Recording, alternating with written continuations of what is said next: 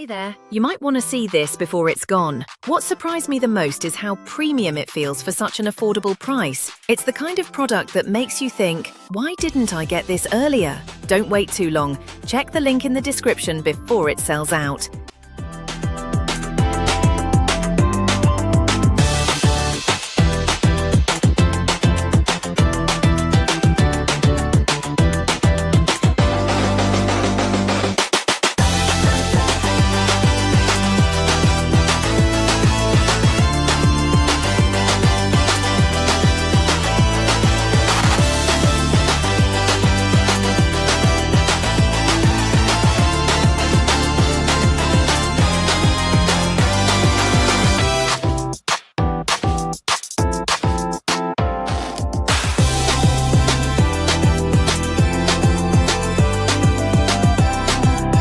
Hey there, you might want to see this before it's gone. What surprised me the most is how premium it feels.